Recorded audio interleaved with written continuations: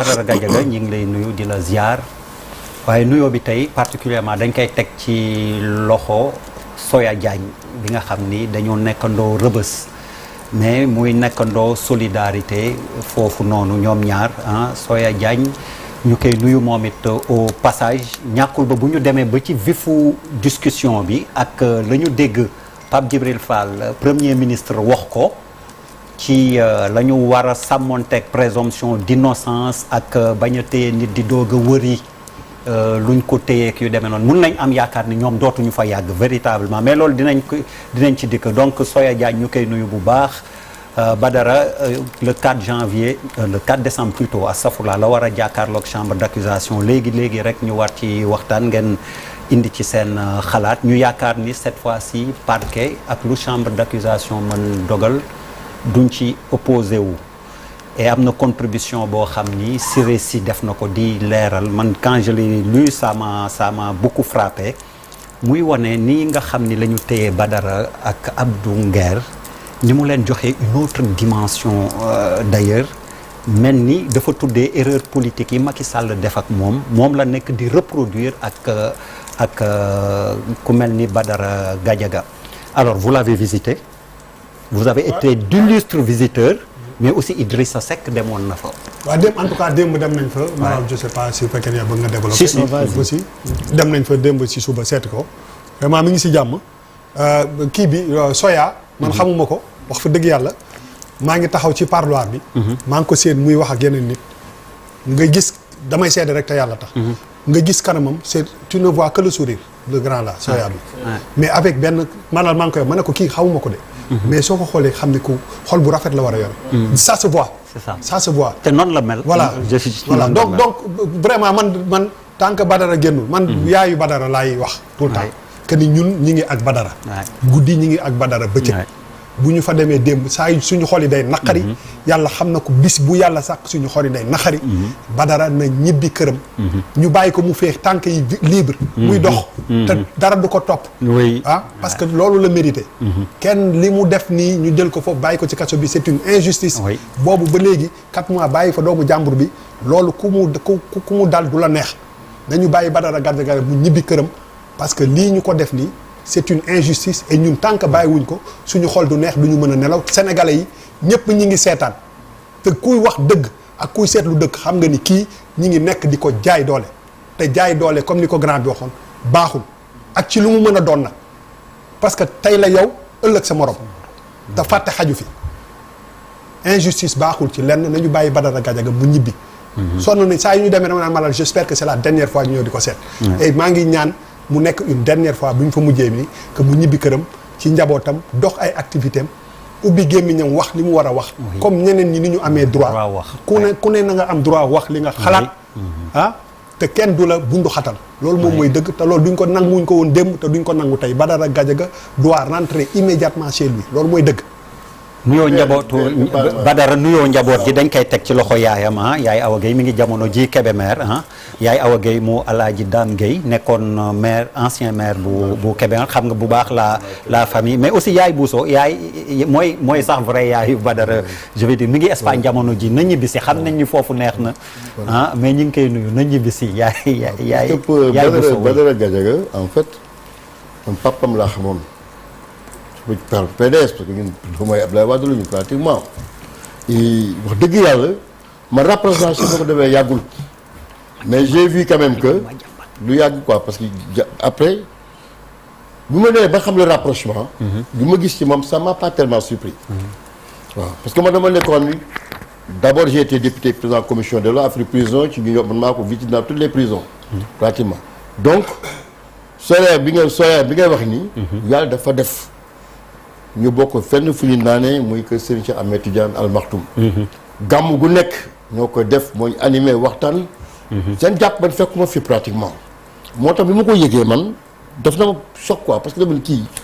du nit koo xam ne sax xalaatu ay comme ni ñu nekk politicien sax melul noonu pratiquement Idriss Seck avant démb daje naa ak moom foofu pratiquement mu ñëw di ko seet si c'est ça fekk man nga mën ko waroon seet mais comme que temps dañu xaw a restreindre visite yi mooy kon ne moo ko yóbbatal sama nuyoo mais jot naa ko gis benn yoon quand même avant may voyage kon ñoom vraiment man jàpp naa ni rek li nga wax buba nit ki di nga foyee loo xam ni di lay gaañ ëllëg waxuma sax ci wàllu baatin. FMI man bi ma demee États-Unis sama yoon bële passé ci laa njëkk a taxaw je vais envoyer naa la élément bi may plaindre conditions yi nga xam ni. de détention yi def nit ñi quand même. c'est ça. ma jàmbal bi ñuy wax dama leen noonu c'est pas la peine ngeen di fatigué. parce que France même bu dee ñoom ils sont objectifs. mais ni ñu doxalee fii di jàppaay nit toog 1 an donc le juge y a même pas de juge de la liberté. comme tu sais que ñoom ñëpp ba ci Lat Diop fekk ba bu ñu koy bàyyi. jàpp na ñoom ñëpp incha allah prison jombul kenn jombul kenn ba ci Abdou Nguer mais li nga yaakaar ne boo ko defee nit ki di nga ko toroxal xëy na physiquement. mais bu génnee sa dayo day gën a wàcc mu gën a yéeg quoi loolu laa bëggoon yokk quoi pratiquement. Madiambal Diagne mi ngi koy tweeté na un geste sympathique et symbolique li ko Idrissa Seck dem seeti ji et nee na l'emprisonnement de Badara Gadiaga est un acte de dictature. Aba yow defe naa seeti nga plusieurs fois Badara. suma waay la suma frère la. mais boo fay dellu léegi demal jeudi parce que c'était le vendredi. waaw non dañu changer jour. dañu changer jour de visite bi rek bàyyi mu sedd rek der. ma bàyyi waaw bàyyi gars yi ñu bëgg a dem dinañu xam. ay ca kon sama waay la avant muy dugg juste la ma invité woon këram ñu toog waxtaan bu yaatu. ndeysaan. bu may génn mu ne ma Abba yow doomu ndar nga comme da nga bëgg sanse. nañu échanger sanse. mu génnee ay paquet dàll yu rafet jox moom mooy dàll yi ma sol tey. ndeysaan. parce que et c'est un cadeau de sa part parce que gëm naa ni bi mooy dernier jàkkaarloo bu muy sant en prison. ndeysaan. et noonu laa xam Badara c'est quelqu'un de très généreux de très humain. bi mu duggee ba tey man je m'occupe de la lecture. Ouais. parce que je l'alimente en lecture. Ouais. donc bi mu nee def ma ne lan la mën a lire ma ne ñu échanger après mu jël le livre de Mandela. un long chemin pour la liberté. jël un livre de et comme par hasard man dama daje woon ak Idrissa Seck bi ma nekkee étudiant en France ma laajoon ko recommandé ay livres mu recommandé ma 2 livres à la mode de Vladimir Bartol ak La confrérie des éveillés. Badara mu yee moom lay lire ak différents livres parce que actuellement il m'a dit qu'il voulait beaucoup lire. donc maa ngi koy remercier ci conférence boobu ak amitié boobu. et puis di ko remercier parce que ni ñu ko jàppee nii pour moi ça me fait pas trop mal parce que des fois dafa am nit ñoo xamante ne dañuy soxla recul bi day tax nit ñi gën a apprécier seen présence. tey boo xoolee débat bi ñu am temps yi passé avec le président et le premier ministre te boo xool li koy indi mooy à un moment quand on a proposé le principe du dialogue pour dire que nit ñi dañu war a dem dialoguer. certains ont dit que demuñu dialogue bàyyi ba ci ginnaaw ñu dem def seen dialogue bopp déggoo ak Macky Sall moo indi li mu déggoo ak Diomaye te tey seen coow fa la jógee te ñun mënuñu doo wax lan moo nekk seen diggante ak lan lañu déggoo. te loolu amul ci démocratie. heureusement qu'on a eu des gens te ne dañuy toujours rappeler des positions de principe comme Badara rek bu ñu defoon 1000 jàkkaarloo itam comme je l'ai dit la ñuy jàpp buñ chaque fois qu'on parle de dialogue Badara position de principe dialoguer avant les morts. ou dialoguer après les morts. hier j'ai beaucoup apprécié bi décret bi génnee ak OFNAC bu bees bi ak appel à candidature. mu nekk une évolution dans notre système judiciaire. bu nga dañ ko relever. comme le parquet judiciaire. C'est ça. Avec la nomination du juge Moustapha Ka. Et l'arrivée aussi de Brahim Seck. C'est ça. Comme vice-président. Tey aussi j'ai noté positivement le discours changeant du Premier ministre sur la justice. parce que suñu justice ñëpp a ko bokk. am na ay travailleurs am na ay manque de moyens. mais ça reste notre justice. bu ñu defoon tamit 1000 jàkkaarloo. principe de base Badara il n'y a pas d'alternative à la justice. C'est devenu une phrase bu nga xamante ne tout le monde le répète. Donc ça nous montre que politique ni muy changer automatiquement di tourner wu débat public ni muy changer wu c'est toujours important des gens qui rappellent que la siy génnee ak lay may constance ak cohérence mooy c'est d'avoir la capacité à avoir des positions de principe, des positions qui ne sont pas partisanes. Et Badara tout le temps il a essayé d'être celui qui était sur les principes, pas sur la partisanerie, et ça on lui doit ça. Man gëm naa ni qui reviendra beaucoup plus fort, très reposé. Et c'est toujours un plaisir pour man en tout cas dama ko mës dégg fii mu def benn bokk na si li ma gën a marqué si jàkkaarloo bi 2 choses. benn bi mooy benn jàkkaarloo bu ma ñëwoon où Bouba avait parlé de travailler. liggéey nit xëy liggéey am liggéey jàmbur. liggéey ba wàcc xam ne liggéey. et je me suis dit Bouba mi li mu wax nii mooy ku investir rek moo mën waxee nii. comme certains ou beaucoup de jeunes ont eu à le faire. beneen bi da doon wax sur les relations qu'on a dans ce pays-là où on s'exprime pas assez notre affection. que ça soit de mari à femme. de père en fils. da mel ni duñ ko wax. et c'est l'occasion pour nous de dire à Badara toute l'affection et le respect qu'on a pour lui parce que c'est un homme aussi man mosuma bokk moom camp politique tey xam naa ne tey Déthié mi nekk ci pouvoir bi moo ma ko gën a jege man et pourtant c'est un très grand ami et je le dis pour ñoonte ne man bi ñu ko jàppee j'ai fait une publication sur ma page pour lui exprimer mon soutien certains m'ont dit waroo ko wax parce que dafa saaga et comme je le dis li ma wax il n'y a pas d'alternative à nos amitiés et ça quels que soient les contextes quels que soient les changements c'est ça qui restera parce que lu ñu nekk xale suñu jaar politique war nañu ne que au bout du bout tout ça dafay changer et ce qui est important ce sont les relations humaines Medoune waaw mbirum Medoune Diop Badara man fii laa ko njëkk a xamee oui ci plateau parce que fu vendredi jotee damay toog sama salle di xool di déglu ci waxtaan yi mais am na loo xam ni amoon na ko ci moom mooy fu ma gisee mu ubbi gémmiñam duutuma jóg fi ma toog du ma geestu du ma xool ba mu pare xam nga lu tax nit ku am pédagogie la ci ni muy waxee xam nga ndax loolu nit ñi seet nañ ko Badara bu tee dara di la ko faram-fàcceel wax ja dana leer simple ba dugg ci sa bopp ba pare mu boole ko ak discipline boole ko ak wax ju sedd ju teggine loolu laa jëkk a remarqué ci moom donc ba tax mu capté sama attention bon wax ci tax ñu convoqué ko bi ma koy seetaan wax dëgg yàlla tudd nga tooñ bu dee tooñ rek am na benn bu am ci univers bi boobu mooy tooñ ndax nit wax nga répété wax ci ni ko xamal nga ma lu ma xamul woon parce que man gisuma woon loolu yow yaa ma ko leeralal nga jël ko woo ko ca loola ka nga xam ni moo ko wax nga bàyyi ko mu dem ñu dem ba ca biir gis ni xëy na buñ ko continuer kooko daañ ko woo nga ba ko fa dem di luxuti yi leneen tooñ mun ta weesu loolu bon dem naa seeti ko ñu toog di waxtaan parce que naqari gi ma naqari ak tooñ gi ñu tooñ gi ñu jàpp dem naa seeti pratiquement visite dem naa seeti ko war nañoo wax lu mat ay peut-être 15 minutes mais je l'ai vu relax moom affaire bi yëngalu ko yaramam parce que gis nga am na loo xam bu mu ko defee doomu aadama du la naqari parce que da ngay xam ne dëgg gi nga nekk mooy tax ba du la naqari day doon force ci yow te àdduna sépp taxaw ni dañ koo tooñ amul kenn koo xam taxaw na ni moom moo tooñ amul ça n'existe pas parce que ñëpp seetaan na ñuy wax ji ne mu demee ak na mu tëddee ci biir waxtaan bi sax ñu dem ba ndekete yow sama mbokk la macha allah ah non sama mbokk la de sang voilà parce que man sama maam dama am maam bu tudd Tooj Gajaga bi jur Ibra Kebe mu jur Marema Kebe mu jur sama yaay man personnellement donc foofu la ñu bokkee ñu dox ba ñu gisante ñu xam ni donc ay mbokk la mu wax ma kii ma dégg mbokkam yeeg papaam ak cousin am ak yooyu yëpp quoi affaire ba far sax gën maa naqari ndekete yow sama mbokk la ñu gën donc su ma naqari woon benn bu doon piqûre ren ma jam bi ma waxee mbokk gi soppali ko na nekk paaka buñ ma jam parce que nag jàmbur sax buñ ko defee lu dul dëgg da lay naqari rawatina koo xam ni sa mbokk la donc di ñaan yàlla mu génn fa ak ñeneen ña fa nekk ñëpp mais dafa am information boo xam ni dañ ma woo sànq wax ma ko jabaru ma jàmbal nee nañ dañ ko yóbbu d'urgence hôpital principal xaw ma ndax yéen ngeen comme déet il paraît que situation critique la nekk ki ma ko wax nee na biñ koy garang-garangi di ko génn ambulance di ko yóbbu daf maa giñal ni ma képp ku taxawoon ci nga ko jooy nga ba ci garde yi ni ko doon garde ne da doon jooy nee na ma du jooy seen rangooñ parce que biñ koy jël nee na di ko yóbbu dafa mel na néew lañ doon gàddu di ko yóbbu waa léegi may laaj ñun ci ban réew la ñu ne ak lan la def ba ñu teg ko ci yooyu condition ba loolu di ko dal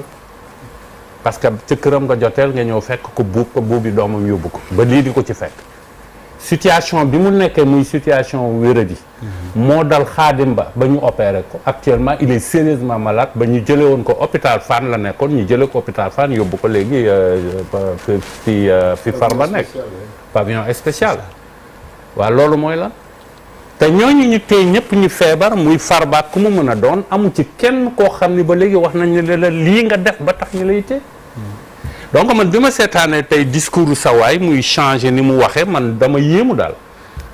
parce que waxu agressivité bi mu doon waxe ci campagne beeg di nappaateeg yow da nga tey ngay mu jël lii nangam ak nangam am naa droit ma wax kii mu def lii mu def laa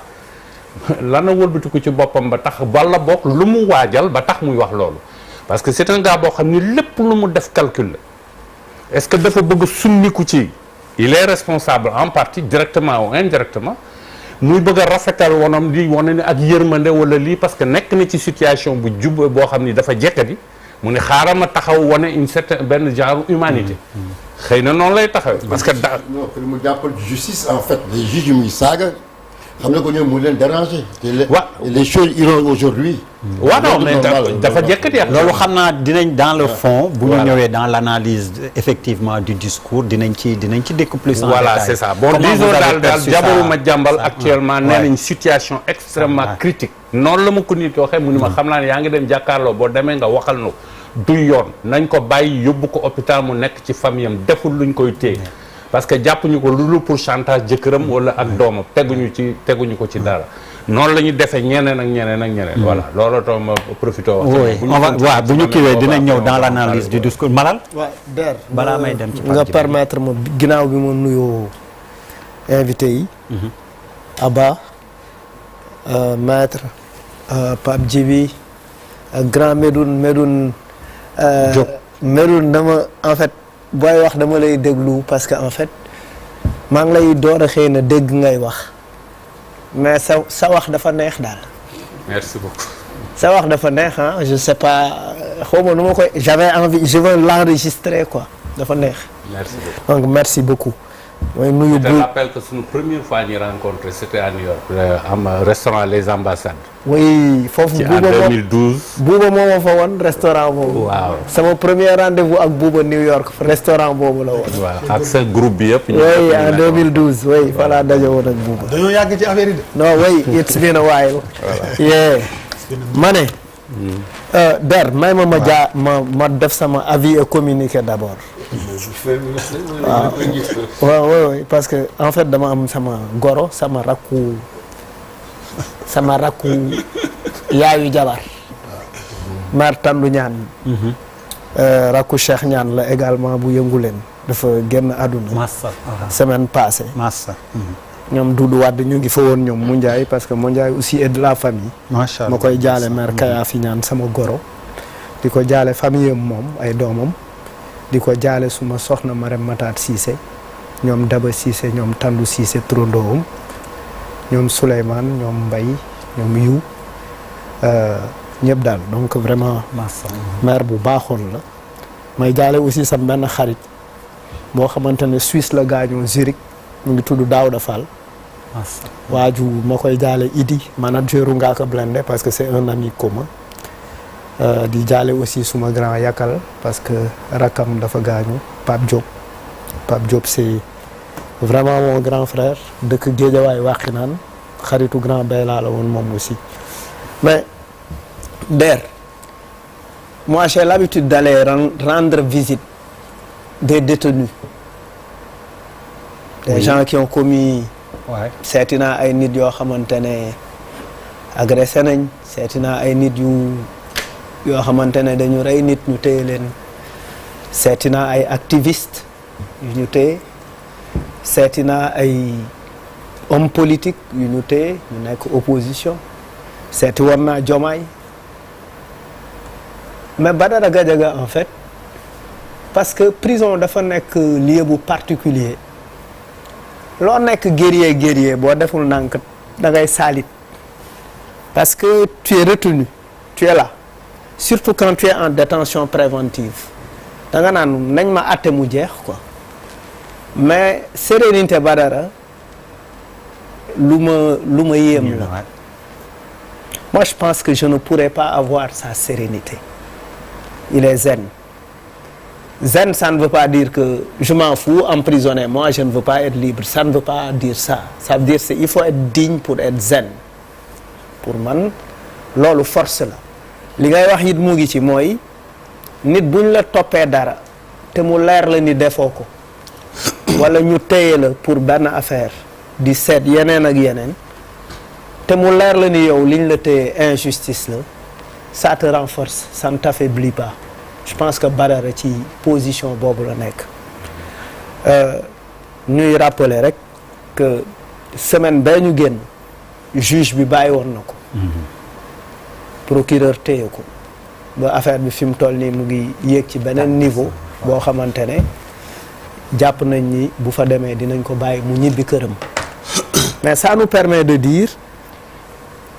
que il ne faut pas jouer avec la liberté des gens parce que nit ñi duñu ay fowukaay duñu ay camion duñu ay oto yu ñuy may chaîne duñu ay xar duñu ay fas duñu ay nag duñu ay mbaam liberté doomu aadama dafa am solo surtout ci dëkk bu mel ni Sénégal ñu jóge ci ay contextes yu difficile parce que il faut toujours dire on termine mal nos alternances se terminent avec des tensions avec du tripatouillage nos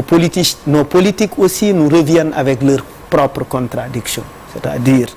aujourd'hui je m'oppose, ça c'est une vérité, je suis au pouvoir, ce n'est pas une vérité, j'abuse du pouvoir, je disais le contraire quand j'étais dans le damay jël nguur def ko moomeel utiliser doole bi mu nguur jox baaxul ci réew. Si on continue comme ça du baax, c'est-à-dire suñu démocratie ci boppam la ñuy salfaañe. Donc il est important que ñu mel ni ñoom Soya Diagne, que ñu mel ni ñoom Badara Gadiaga ak ñeneen qui sont injustement détenus ñu bàyyi leen ñu ñibbi seen kër parce que l'espace a besoin d'eux. On a besoin de voix dissidentes pour animer la démocratie. dañu soxla ay gis-gis yu waroo gis-gis bu waroo tant que nit ñi ñu ngi koy am di ko sañ a wax dafay saxal jàmm ci réew parce que tant que ñu ngi wax di jàkkaarloo ngay wax may weddi ngay indi sa xalaat may indi sama xalaat su boobaa li muy indi mooy jàmm ak salaam daf ñuy éviter loo ay jaamaarloo. Donc il est important ñu sensibiliser encore les acteurs de la justice xam ne l'opinion dans sa presque majorité n'est pas d'accord avec un certain type d'arrestation donc nañ bàyyi gars yi ñu ñibbi seen gàlle. Pape Djibril defe naa yaa ci waxagul. waaw donc di ko nuyu bu baax. Badara voilà li Aba wax rek loolu moo ma dal ci moom man aussi sama frère la. waaw. suñ borom boole ma ak moom ça fait plus de 10 ans. boobu laa gën a nekk xale. boobu j'étais encore à l'université di jàng ma xam ko nag bu baax gis combat yi mu porté yëpp aussi mu nekk li mu doon li mu doon def fii daf ko dab rek ci dundam mais il a porté des combats de principe dans sa vie ma gis ko ba pare aussi contrairement ak ku bëgg boppam la soo ko gisee kuy toppatoo boppam la naturellement waaye matériel nekkut loo xamante ni lu ko sonal la preuve gars yi biñ ne jàpp nañ ko ki gën a am surprise d'ailleurs dans cette affaire c'est le juge d'instruction moom xam naa ne moo tax aw ma mbetteel mu bàyyi ko commande politique la woon effectivement il fallait que ñu jàpp ko c'était une commande politique comme ni ko ñu bari ci ñi nga xamante ni jàpp nañ leen ay otage politique. Badara est un otage prise d'otage lañ def et plus mu fay toog plus muy ridiculiser la justice donc li ma wax léegi ne ku ma xam la man personnellement demoon nañ ba këram dañ fa amoon lu ñu tuddee woon situation room waaw benn genre salle de crise boo xamante ni salle de crise boobu saa bu Sénégal nekkaan ci diggante foofu lañ ko daan waxtaanee. daan nañ fa toog ba 3 heures du matin 4 heures du matin. donc c'est un amoureux du Sénégal ku bëgg nit la ku bëgg am sens de la famille aussi ak ay rakkam bëgg ay rakkam di sama xarit muy Cheikh Gadiaga ñu gën ko xam ci Freddy def l'unanimité dans sa famille mooy lu gën a jafe tey jii ñi ko gën a jooy absence boo xamante ni nekkul absence sax ndax ñoo ngi koy seeti di ko gis ak yëpp di sentir présence am effectivement sérénité bi nga wax boo fa demee seeti ko sax moom moo lay dalal moom moo lay rassurer donc état d'esprit c'est exceptionnel donc nit ku baax la nguur gi teg loxo beneen bi aussi mooy sëñ Moustapha Sy day wax lu am solo yàlla na ko fi yàlla yàggal day wax ne Sénégal dañuy jaawale yenn saa yi ki la tooñ ak ki wuteeg sa bëgg-bëgg tooñul kenn dafa wax lu waroog li ñu bëgg a dégg c'est tout ñu jël ko yóbbu ko biñ ko yóbboo ñu xam ne lii c'est ridicule ñu ne nañ dem seeti leneen bi ñuy gëstu ba gis lu nuru loo xamante ni jàpp nañ ne am nañ luñ ko mën a téye ñu dem woowi kooku indi ko biñ ko woowee indi ko kooku ne leen moom xamul Badara Gadiaga mosu ko gis mosu ko dégg. sant Ngom. waaw mosu ko gis monsieur Ngom la. ñu auditionné ko. mu ne mosu ko xam mosu ko dégg mosu ko gis. ñu gëstuwaat ils se sont rendu compte que Badara même avait même des dettes. kay xam naa ni bor yi koy xaar. bor yi koy xaar ñu kiyal ko malal ci banque yi. bu ñëwee ngeen defal ko Copper Express. voilà donc xam nga kooku. nga jël ko dugal ko ci kaso bi. alors que li ñu xamul mooy Badara ni mu jàkkaarloog ñoom parce que jàpp na ne nekkuñu woon ci dëgg mais noonu la jàkkaarloog Macky Sall ne ko doo fi defee 3e mandat. noonu la jàkkaarloog Abdoulaye Wade. noonu la jàkkaarloo ak les prédateurs fonciers yi nga xamante ni ñoo bëggoon a dagg foire bi fii boobu moom moo doon jiite syndicat bi foofu. l'actuel premier ministre foofu la njëkk a am këram bu njëkk. donc là où te moment boobu bi mu téye syndicat bi ne kenn du dagg foire bi merci beaucoup. ne kenn du dagg foire bi di ko caxat-caxatee parce que c'est un bien public moment boobu fekk nañ ko mu toog ñu proposer ko un terrain à l'époque une assiette foncière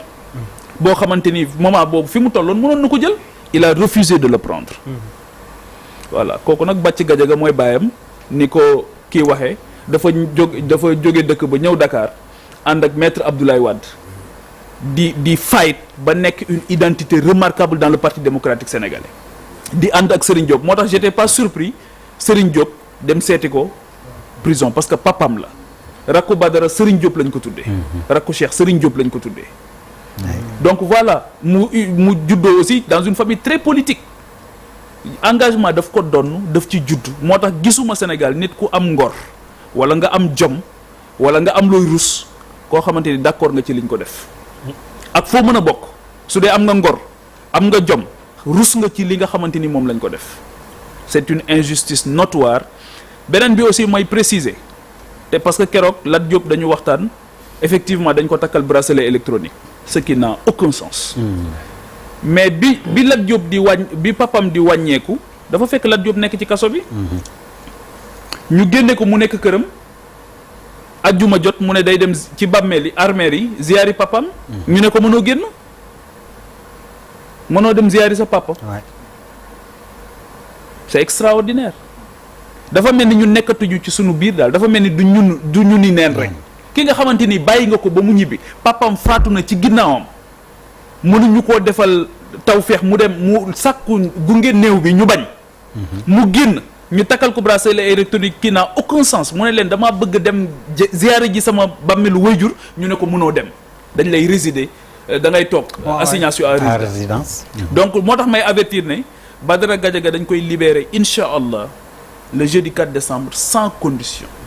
bracelet électronique bi amul benn sens parce que gisuñu dara c'est ridicule dans cette affaire rien n'a été vu juge d'instruction bi ki doon seet na nee na gisul dara mais on ne peut pas être plus royaliste que le roi il faut respecter le juge nee na il n'a rien vu beneen bi nga xamante ni aussi c'est une hérésie et qui est une injustice notoire mooy le cas de Maodo Malick Mbaye Maodo Malick Mbaye dañu commencé di soupçon yi di jóg su ko neexoon toog Rabat au Maroc mais il a pris sa responsabilité nee na il est convaincu de son innocence mu ñibbi si Sénégal il y a aucun rapport boo xamante ni épinglé na ko c'est son successeur qui a porté plainte contre lui ab cabinet privé def audit il n'a jamais vu le rapport biñ ne moom moo ko épinglé ba ñu yóbbu ko kaso et ça fait 4 mois yoo xamante ni moo ngi ñu téye dans les liens de la détention ce qui n'a aussi aucun sens donc man jàpp naa ne Ousmane Sonko dafa wax ci première conférence de presse bi mu def ak Diomaye ne daf ko naan nee na toog nañ ñoom ñaar mu ne ko ci këram mu ne président Diomaye gis nga ñii bés bu ñu jotee ci affaire bi nee na Diomaye ne ko tegal ci suuf daa tegut ci suuf nag li ko Diomaye doon wax teg ko ci suuf tegu ko ci suuf et je pense que cette volonté là de prendre sa revanche ak képp koo xamante ni defoon nga ko ñim promettre woon kaso kan moo ci demul kaso ñim promettre woon kaso kan moo ci demul kaso boo déggee fan yi ni muy waxee sax da ngay gis ne ba tey am na yéene gis ñoo xamante am na yéene am dëgg ci ñoom ñu dem kaso je pense que ne am na loo xam bu la ko yàlla defalee li leen nit ñi di def da nga koy muñ te encore une fois Serigne Fallou Mbacké moo ko doon wax daf doon wax ne nit ñi ko xajoowul seen bang matoo leen kilifa voilà donc et ce qui est assez paradoxal mooy Ousmane rek mooy bang yi ci réew mi fi mu ne donc Badara nañ ko bàyyi mu ñibbi këram may massawu encore une fois sa famille qui est aussi notre famille ni ko Aba waxee léegi Badara amul frère rek yu mu bokkal ndey ak baay dafa bëri ay rakk yoo xamante ni bokkul ak ñoom deret mais dañu bokk lu ñuy dund muy Sénégal Badara a le Sénégal dans les veines man xam naa ci dara. ku bëgg réew mi la ku am une haute préoccupation pour le pays la. donc maa ngi ñaan suñu borom ñu bàyyi ko mu ñibbi këram parce que gàcce gu gàtt daal moo gën gàcce gu gudd te gàcce am na ba pare te ñoom ñoo am gàcce ñoom ñi nga xam ne ñoom ñoo ko téye donc maa ngi koy nuyu bu baax di nuyu ñi nekk prison bi di nuyu Soya aussi di wax nañ ko bàyyi mu ñibbi aussi Soya moom aussi suma waay la donc téye bi ñu ko téye aussi ça n'a aucun sens donc voilà li ngeen di wax li ngeen oui vas-y waaw am kenn ku nekk fii ci télé bi waaw ku tudd Yacine